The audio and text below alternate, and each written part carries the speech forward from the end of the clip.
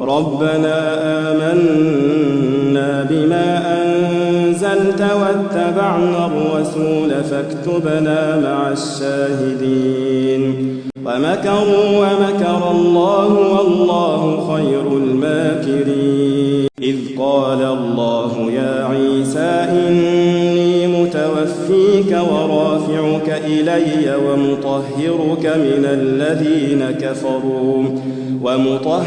من الذين كفروا وجاعل الذين اتبعوك فوق الذين كفروا إلى يوم القيامة ثم إلي مرجعكم فأحكم بينكم فيما كنتم فيه تختلفون فأما الذين كفروا فأعذبهم عذابا شديدا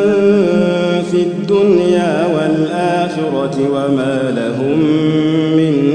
ناصرين وأما الذين آمنوا وعملوا الصالحات فيوفيهم أجورهم والله لا يحب الظالمين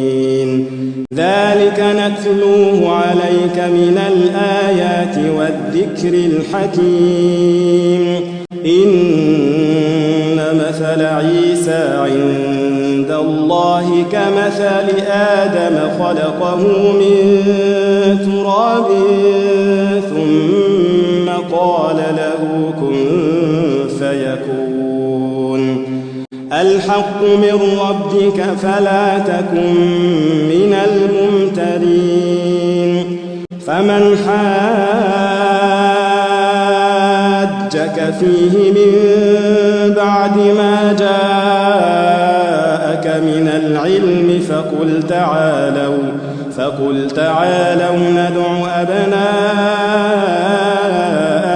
وأبناءكم ونساءنا ونساءكم وأنفسنا وأنفسكم ثم نبتهل فنجعل لعنة الله على الكاذبين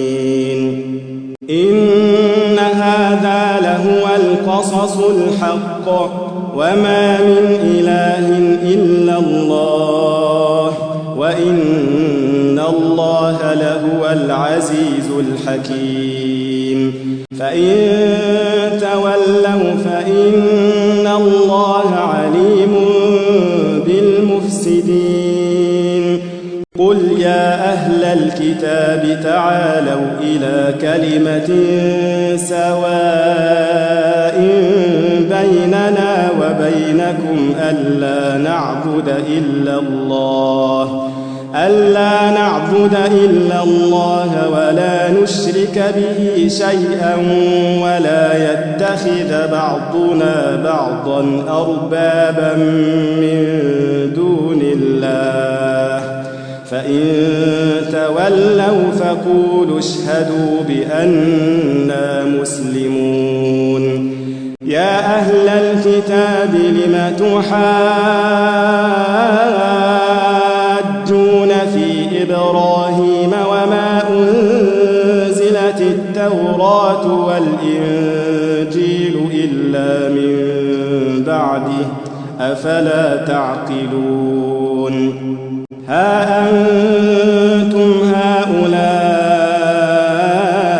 حاججتم فيما لكم به علم فلم تحاجون فيما ليس لكم به علم والله يعلم وأنتم لا تعلمون ما كان إبراهيم يهوديا ولا نصرانيا ولكن كان حنيفا مسلما وما كان من المشركين إن أولى الناس بإبراهيم للذين اتبعوه وهذا النبي والذين آمنوا والله ولي المؤمنين ودت طائفة